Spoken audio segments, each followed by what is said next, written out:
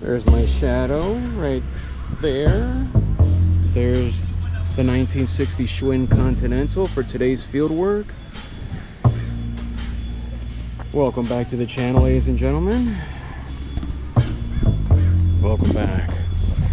Now, here's the situation. I made sure that I didn't forget my bike locks and my bike light that I forgot yesterday. Now, here's the dilemma. Today I forgot my tools, and it has my tire levers, or whatever you want to call it. It has all my little miscellaneous tools to get me by. So I left all of that at home, at the apartment. I left it. So like I said, I mean, if it's not one thing, it's another. And then eventually I'm just gonna lose my mind. I didn't lose, I forgot. But yeah, I might as well just have said I lost my mind. Oh boy, we have a homeless man chanting curse words over here, so I hope he doesn't come this way. I don't know why I seem to attract nonsense, headaches. I don't know. Is it in my vibration that I I don't get it. I don't know. I mean, I just can't have a solid 24 hours without any headaches. It's always something. Go figure. So anyways, I forgot my tools. So if I get a flat tire, forget about it. I'm walking back. Why am I walking back? Because I don't have my tools. And I can't fix my tires. I have spare tubes and I have my patch kit, but I need those tire levers. But anyways, if I get a flat, I have no choice. I gotta walk back. Jeez, you hear that guy? Okay, anyways, so if something happens to me or something happens to the bike, as far as flat tires, I'm screwed. But oh well, it is what it is. It happens. I've had the walk of shame before. Nothing special there. All right, so I'm at the office, Ruby's parking lot, the future California Surf Club, and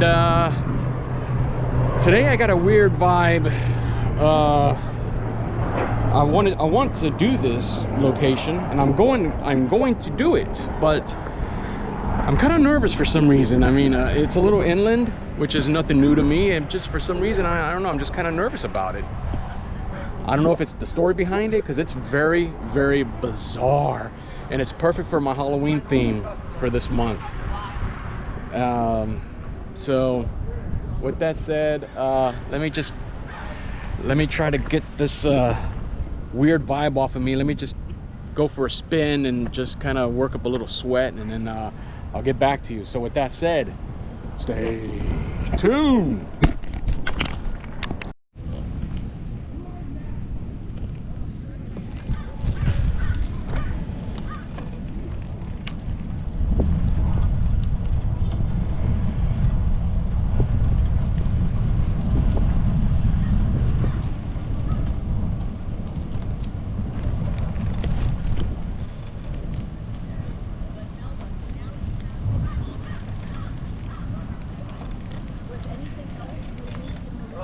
What's up, buddy?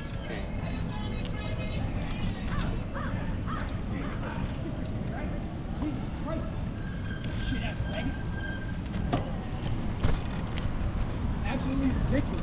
Okay, get off. I'm doing your bitch.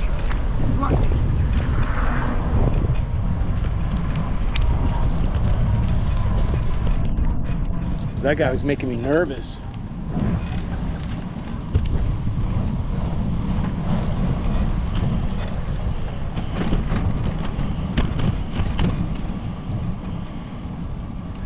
I feel sorry for that guy, man.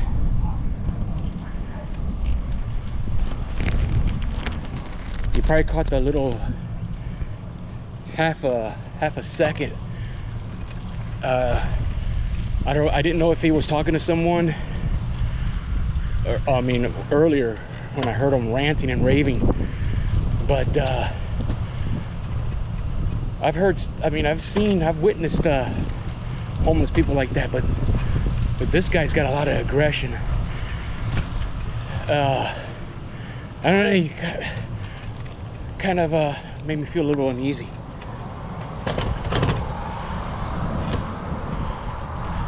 Let me go over here and regroup for a second. Freaking strange, man. Okay.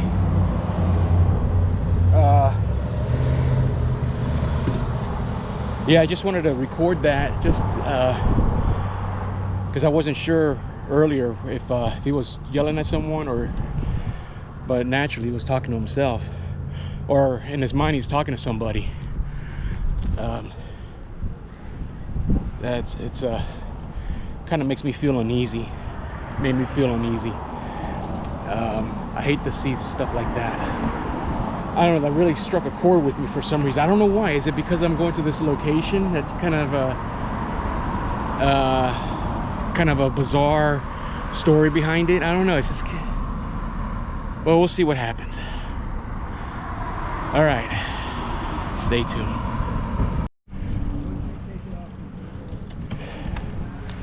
All right, welcome back, ladies and gentlemen. I just wanted to check in.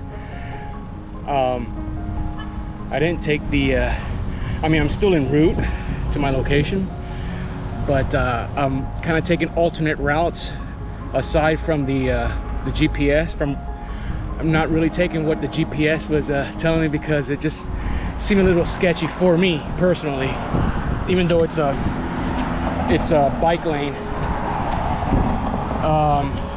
Let me see if I can. I'm on Artesia. I'm at this little bike path, sorry. I'm probably gonna get so winded when I get to my location I can't even talk. But I'm in Redondo Beach. I'm at this little bike path. I haven't taken this route in a while. This is kind of like a little artery. Well, let me cross the street. Oh yeah, I can go. Cool. Bear with me. Cool. All right, so it's like a little artery that just bypasses a lot of the headaches.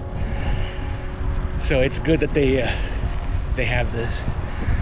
So as I was saying, I'm not taking the route that GPS was telling me, because I'm kind of familiar with the route that I'm taking now.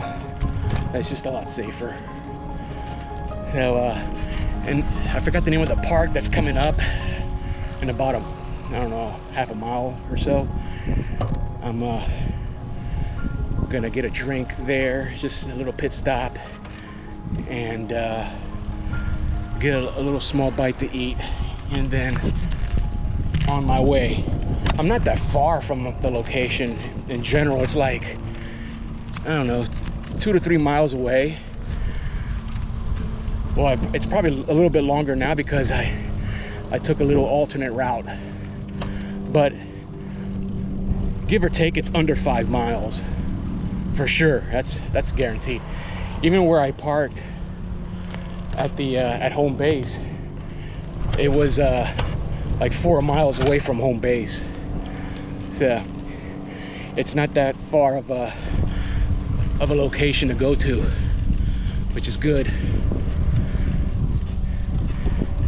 I still have a weird vibe. I mean, that homeless man really just kind of intensified it.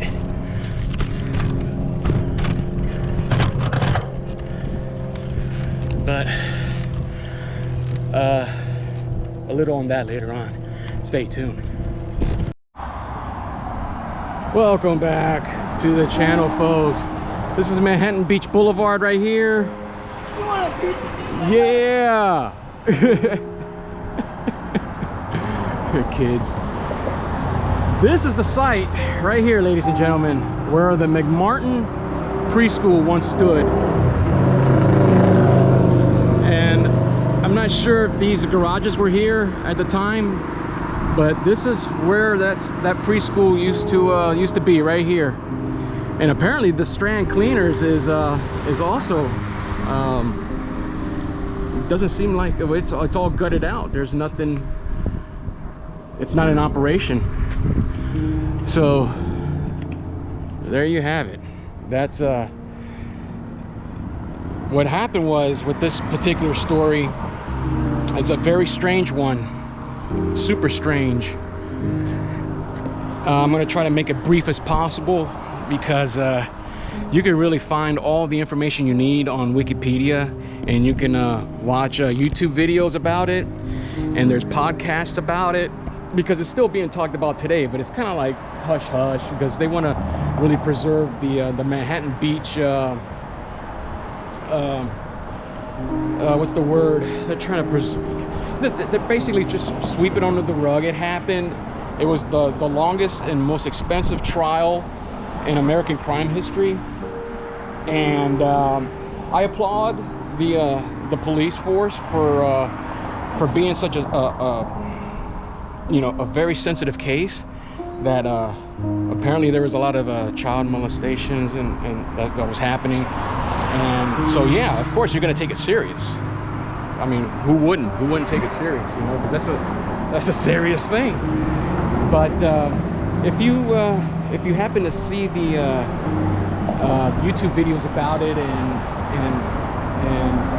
I mean, there's a lot of information about it. As the case went on, it got stranger and more bizarre as it went along, and there was pretty much the whole staff, including the owners, the family owned. It was a family-owned facility. Everybody's lives were ruined, including Raymond Bucky, which I heard that he had to pretty much change his name and move out of the state of California, and he's like disappeared, and he's moved on from it because his life was ruined. All because of I don't want to point fingers, but her name was Judy Johnson. She said that her child was I think the child at the time was like 2.5 years old, complaining of some sort of issue with regarding the school. And so well, she called the police, and the rest is history.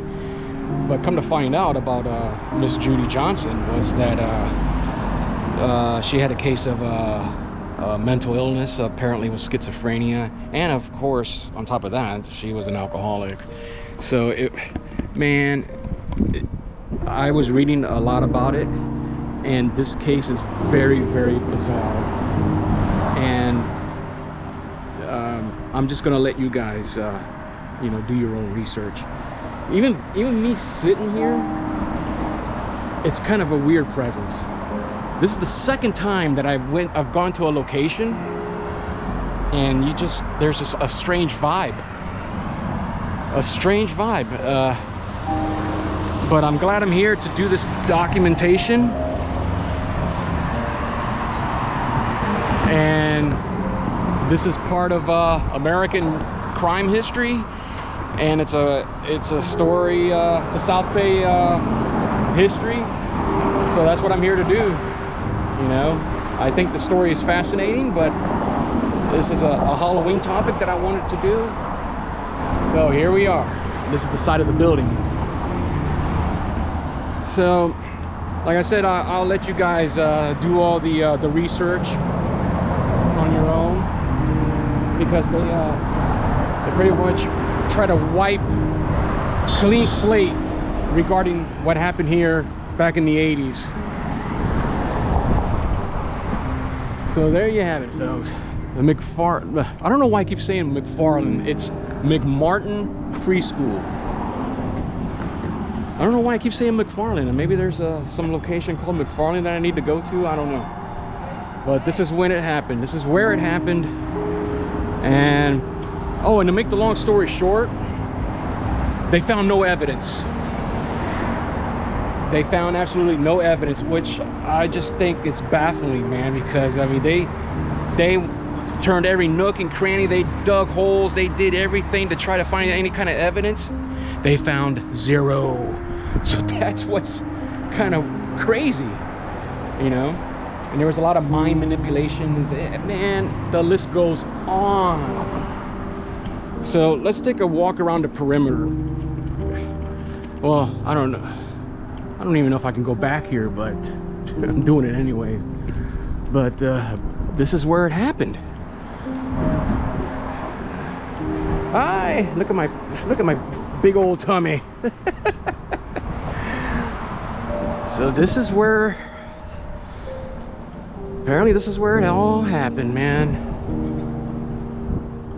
Wow. From the pictures, the place looks huge, but actually it's not. Can you imagine all the police that was here doing all this investigation? I mean, it must have been a heck of a scene back in the early 80s. This place was just like police central doing their investigation. But this is it. This is the former site, and it was left abandoned for quite a few years until they tore it down, and I guess they built this. But now this is even not in operation. Crazy.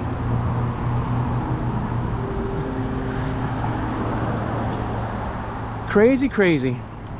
So I'm gonna go walk across the street. I want to get a better picture of this location. I'm glad I'm here, man. Now I feel a lot better that I actually did this. So this is the beginning of my Halloween locations for this month. I'm gonna try to do more if I can find more Halloween related stuff that happened here in the South Bay. So that's a good shot. I'm gonna take a picture of that. All right, with that said, stay tuned. All right, welcome back. I just had to take a quick selfie with that scooter with the sidecar. Man, that was pretty kick butt, man. I like stuff like that. That was pretty wild. You don't see that too often.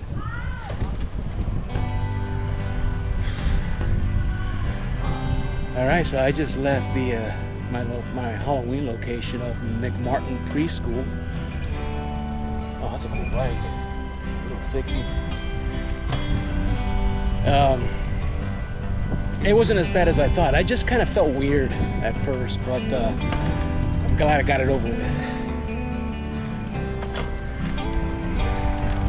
I mean, it basically kind of, that homeless man pretty much kick-started the whole feeling of this funkiness that I don't know, I just felt, I mean, there's a presence there. You can really feel it. And it was just an unfortunate situation. The police force they're doing their thing, and it just got too far out of control, that whole situation. But like I said, you guys can do your own research and come up with your own campfire interpretations. But that was my story. That's my Halloween, the first of many. I have another one that I'm planning on doing. Hopefully I can do that next week, and that's in Lomita. That's a special episode because that's like 3 locations on one street. So I talked about that before, but I haven't gotten around to doing that one, but I will, and I'm hoping I can do that next weekend, because unfortunately, for now, I am a weekend warrior, which sucks. Plain and simple.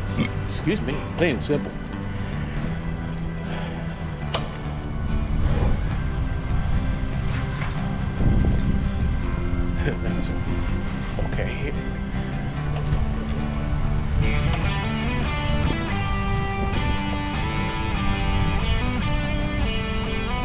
So I wasn't aware that Manhattan, you take Manhattan Beach Boulevard, take you right down, because I wasn't aware that that's where it ends at the pier, because I didn't know that street. I wasn't familiar with that street. I mean, I'm familiar with the street, I just wasn't familiar with the name. So I thought that was I mean, the good thing about it is I found a little route. I could do that little route. And, oh, and another thing, man, did I climb some hills today on this 1960s Schwinn Continental, man. Jeez, this bike is not made for hill climbing, but my legs are pretty strong.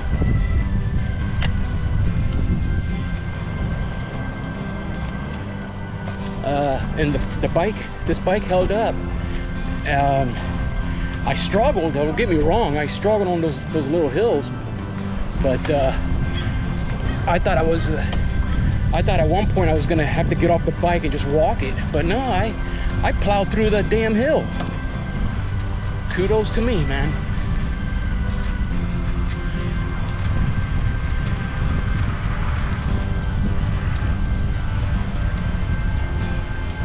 Stay tuned.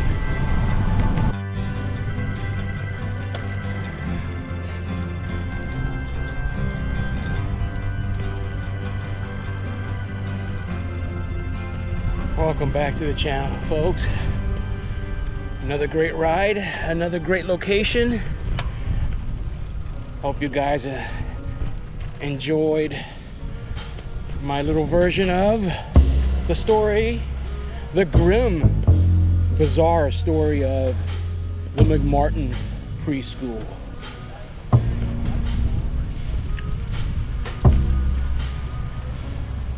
That topic has been documented before on YouTube, but it hasn't been documented by me.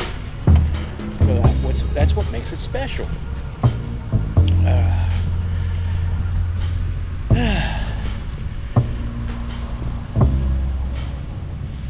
Back at home base, back at the office, Ruby's parking lot.